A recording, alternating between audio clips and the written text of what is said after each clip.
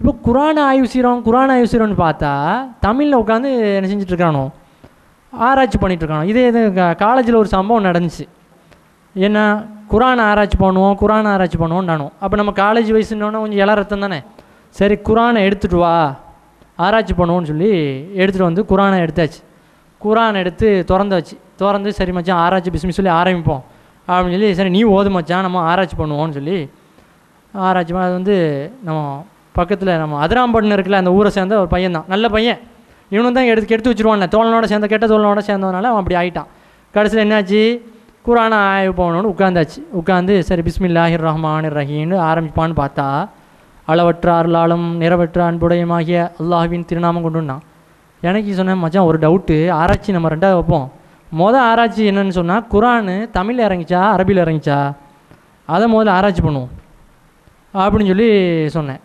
சரி நல்ல கேள்வி தானேன்னு சொல்லி பக்கத்தில் உள்ள ஃப்ரெண்ட்ஸ்லாம் மச்சான் சூப்பரான கேள்வியாக இருக்குதே, அதுலேருந்து நம்ம ஆராய்ச்சி தொடங்குவோம்.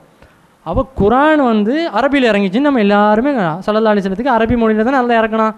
சரி அப்போ அரபி மொழியில் தான் குரான் இருக்குது. இப்போ நீ மச்சான் நீ அளவற்ற அருளாலும் நிறைவற்ற அன்புடையன்னு சொல்லிய, இப்படி குரான் இறங்கலையே மச்சான், அப்போ இது குரானே இல்லையே, இதை நம்ம எப்படி ஆராய்ச்சி பண்ணுறது அப்படின்னோடனே, இல்லை மச்சான் இது குரானுக்குடைய விளக்கம், இது யார் சொன்னா?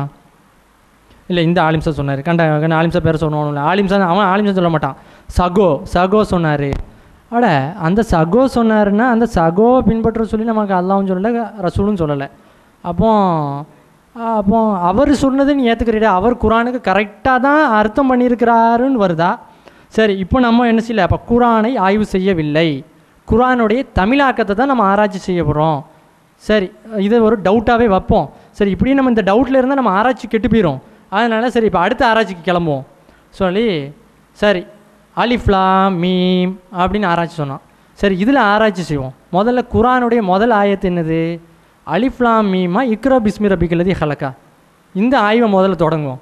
நம்மளுக்கெல்லாம் தெரியும் ஜிப்ரீல் அலைஹிஸ்ஸலாம் வந்து குரானை முதல்ல ஃபஸ்ட்டு ஆயத்தை சொன்னது இக்ரா பிஸ்மி ரப்பிக்கல்லதி ஹலக்குன்னு சொல்கிறாங்க.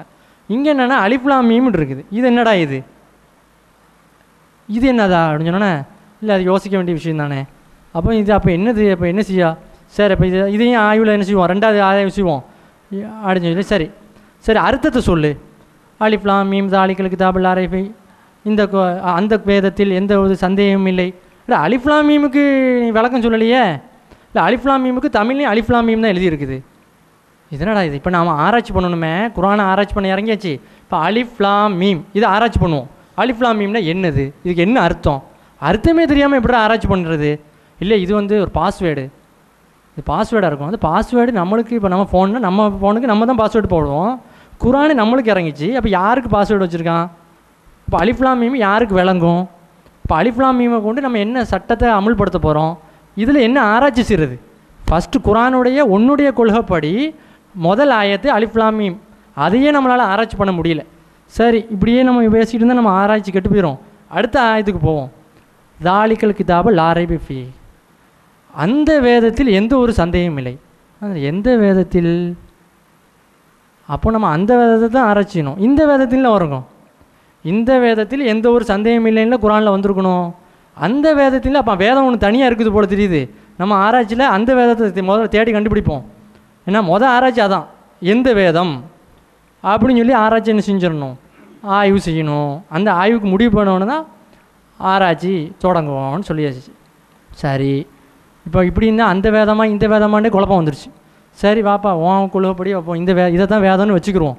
அடுத்த ஆயத்துக்கு வா, இல்லைன்னா நம்ம பொழப்பு என்ன செஞ்சிடும், ஆராய்ச்சி கெட்டு போயிடும் சொல்லி தாலிகல் கிதாபுல் லா ரைப ஹுதல் முத்தகீன், இந்த வேதம் முத்தகீன்களுக்கு நேர்வழி காட்டும்.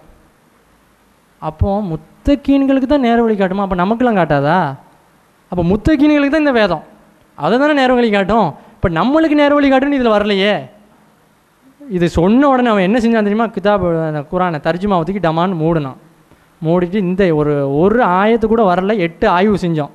8 ஆய்வும் இப்படி தான் இருக்குது. கடைசியில் என்ன, முத்தகீன்களுக்கு தான் இது விளங்குன்னு நல்லா சொல்லிட்டான், முத்தகீன்களுக்கு தான் இது நேர்வழி காட்டுன்னு சொல்லிட்டான்.